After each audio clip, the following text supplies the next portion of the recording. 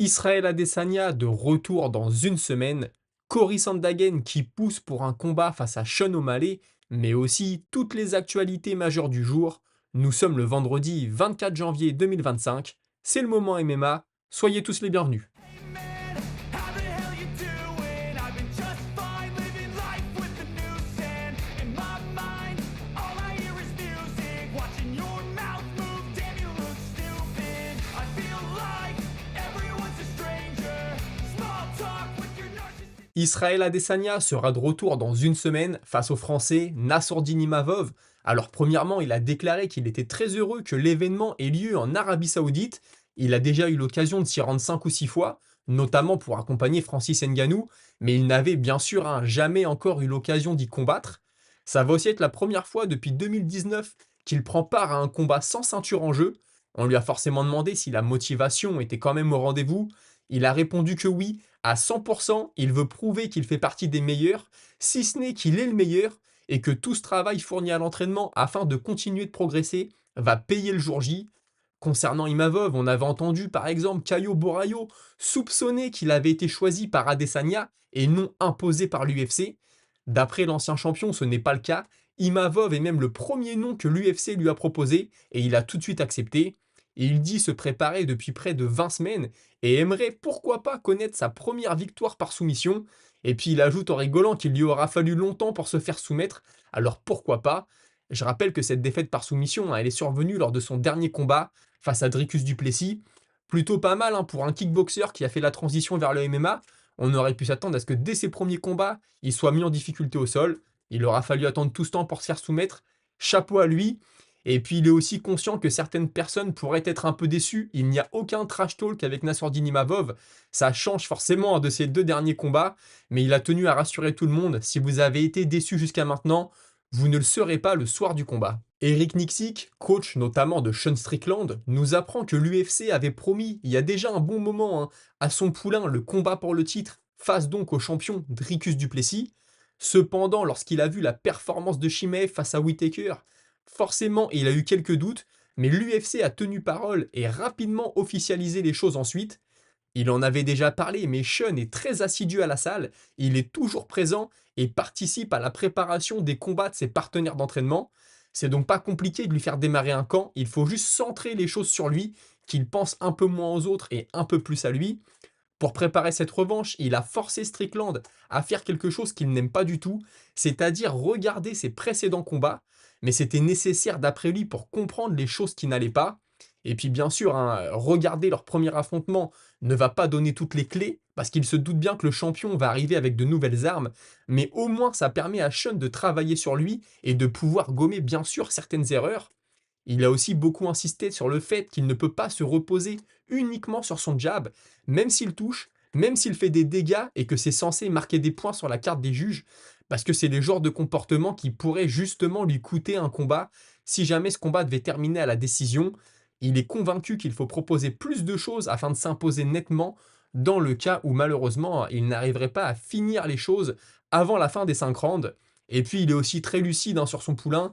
Il pense que ce qui a fait sa force face à Adesanya, c'est le fait qu'il n'avait rien à perdre, alors que contre Duplessis, en tant que champion, forcément les choses étaient bien différentes, et c'est ce qui l'aurait empêché de se lâcher à 100%.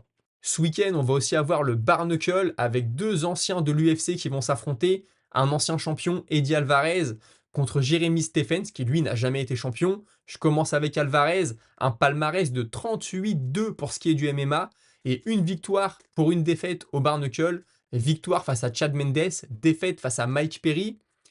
Alvarez, il vient ouvrir une salle dans sa ville à Philadelphie, une salle qui se veut inspirée du Performance Institute, avec des cours bien sûr et donc tout un staff médical.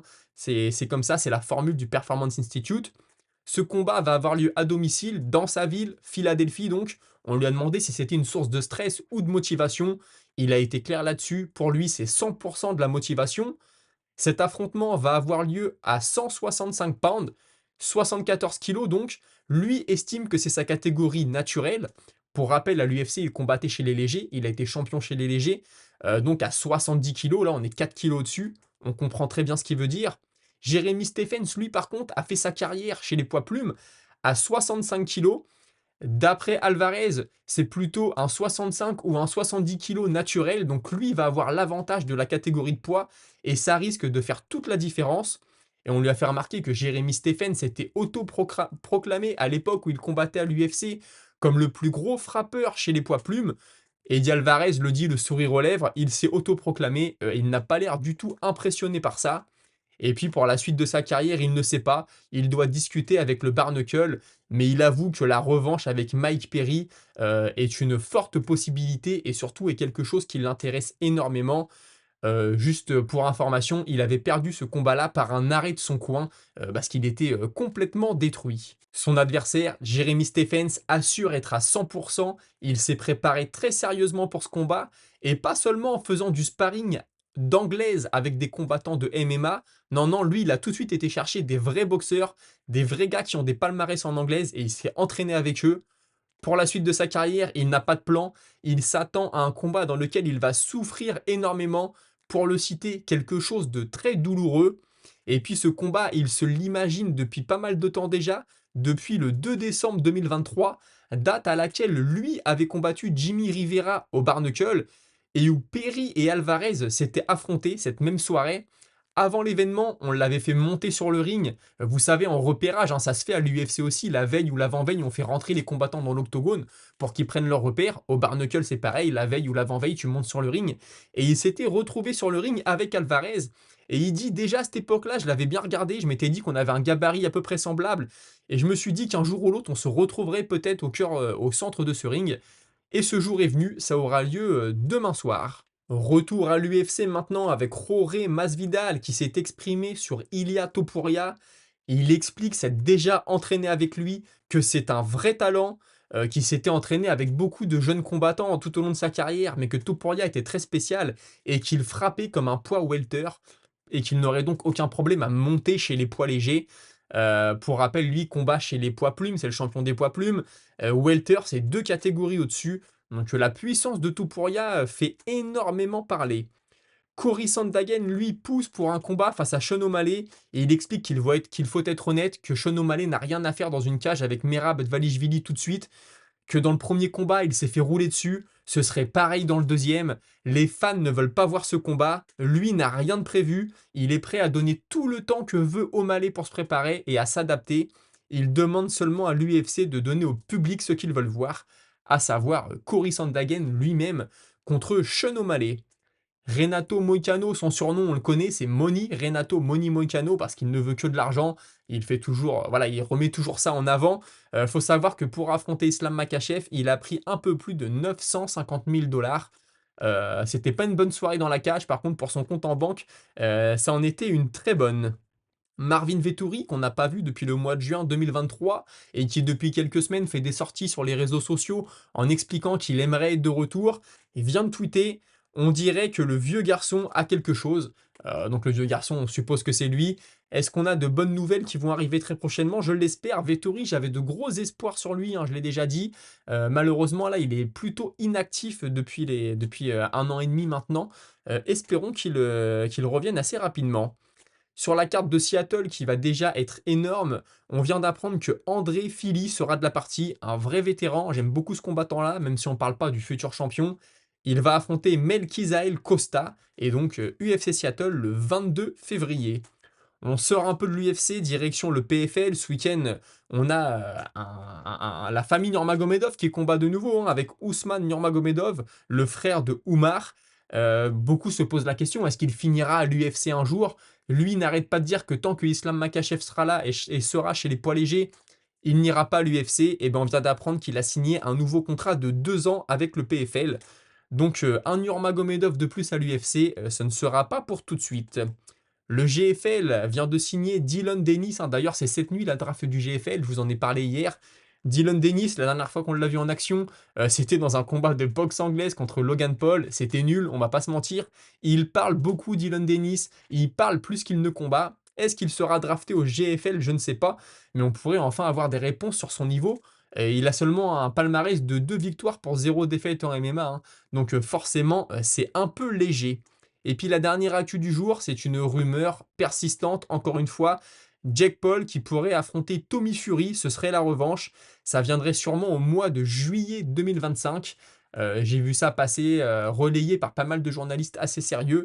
Donc pour nos amis de boxe anglaise, sachez que ce combat pourrait arriver en 2025. C'était tout pour les actualités aujourd'hui. Pensez à vous abonner, à liker, à commenter. Et tout de suite, on passe à la minute auditeur. Et je commence avec Laurent ACHV qui me dit: Hello, Topuria contre Volk, je viens de voir passer ça. Est-ce que c'est une vraie info? Alors écoute, c'est une rumeur insistante, hein, je dirais. Moi aussi, j'ai vu passer ça. Il n'y a pas de date exacte. Là, je crois que j'ai vu le mois d'avril. On en a parlé hier. On verra ce que ça donne. De plus, l'UFC comptait organiser un événement en Espagne. On a des nouvelles à ce sujet. Bah écoute, il semblerait que ça ne soit pas encore prêt pour un pay-per-view. Il n'est pas trouvé une structure capable d'accueillir un pay-per-view. Donc pour l'instant, on se dirigerait vers une Fight Night.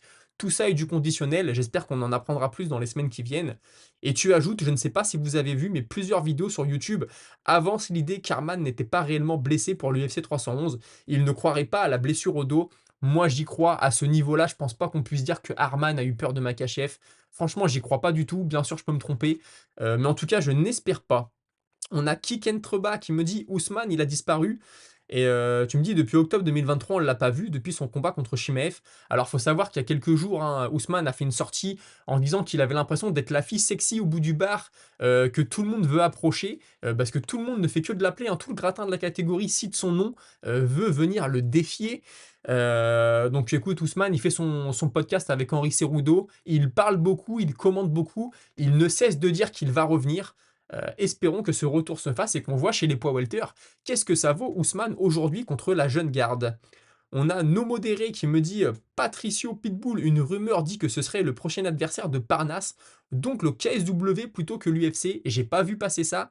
Par contre, pour Parnasse, ce serait une occasion en or, franchement, d'accrocher un gros nom à son tableau de chasse. Un gars qui a de l'expérience, donc ça serait une très bonne nouvelle pour lui. Et on a Christopher Johnson qui me dit: Je confirme l'info, mais rien n'est officiel. Je pense que Pitbull négocie avec les organisations, d'où ton intuition selon laquelle il tend une perche à l'UFC avec sa déclaration sur Chandler. Il a l'opportunité Parnasse au KSW ou Chandler à l'UFC. Bah écoute, je te dirais, au point où il en est dans sa carrière, je ne serais pas étonné s'il va là où on lui propose le plus d'argent, et franchement, je ne pourrais pas lui reprocher. Et puis Christopher Johnson, toujours, Johnny Walker qui travaille sa lutte avec Daniel Cormier, et qui en plus l'aurait dans son coin, il me tarde. Je sais pas comment Johnny va s'adapter après ses dernières défaites, car il est explosif et a un style peu orthodoxe, un peu comme Jiri, mais c'est ce qui le rend divertissant. S'il veut renouer avec la victoire, je pense qu'il en sera moins spectaculaire, à voir. Moi, ce qui me fait peur avec Walker, c'est son menton. On l'a vu prendre de très mauvais KO. Il aime pas du tout être touché. Il arrive à un âge forcément où ça devient de plus en plus difficile de progresser, hein, j'en ai parlé hier. Maintenant, la démarche est bonne, changer de camp, essayer de se réinventer. C'est vrai que quand tu es un très bon striker, si en plus tu ajoutes à ça une lutte solide ou ne serait-ce qu'une défense de lutte solide, ça ne peut être qu'un plus. Et tu me dis Dustin contre Holloway, ça me hype de ouf. Holloway contre Gaethje, Fight of the Year de l'année 2024 pour moi. Gamrot contre Chimaev, ce serait super intéressant sur le plan de la lutte, mais je préférais d'abord voir Makhachev Oliveira 2. Moi aussi, je préférerais voir Makhachev Oliveira, même si j'ai l'impression que Oliveira n'a pas grande chance dans ce combat. Gamrot, s'il avait passé Hooker, peut-être qu'il aurait eu sa chance contre Makhachev. Malheureusement, ça s'est pas fait. On sait que l'UFC pousse pas derrière Gamrot, hein. Je vous le rappelle, quand Oliveira s'est blessé juste avant son combat face à Makhachev, Gamrot était le troisième homme. C'est lui qui aurait dû combattre. Finalement, l'UFC a fait appel à Volkanovski. C'est pour vous dire à quel point l'UFC estime Mateusz Gamrot, hein. Et puis tu me dis, il y a un billet à faire sur Pereira contre Ankalaev, mais c'est la loterie. Trop risqué, je parie jamais. Surtout que tout peut arriver dans la cage. Mais là, si Ankalaev veut striker, je le donne perdant. S'il va au sol, je le donne gagnant. Mais dans les deux cas, je ne vendrai pas la peau de l'ours. Shama, si il pourrait nous surprendre dans tous les aspects du combat, sans oublier que la dernière performance d'Ankalaev puait littéralement. Oui, tu as plutôt raison, c'était pas une super performance. Maintenant, je trouve qu'il a quand même mérité sa place. Et c'est un combat sur lequel je n'ai pas encore fait mon choix. Écoutez, c'était tout pour aujourd'hui, c'était tout pour une semaine. Pour cette semaine, pardon. Lundi, je vous parlerai de la draft du GFL, la semaine prochaine en tout cas. On parlera de pas mal de choses et on va aussi rentrer petit à petit dans l'UFC Arabie Saoudite, notamment avec Mike Davis, le futur adversaire de Fares Diam qui s'est exprimé. Personnage assez particulier, hein, je vous en parlerai la semaine prochaine. Passez un très bon week-end, profitez bien et on se retrouve la semaine prochaine. Salut!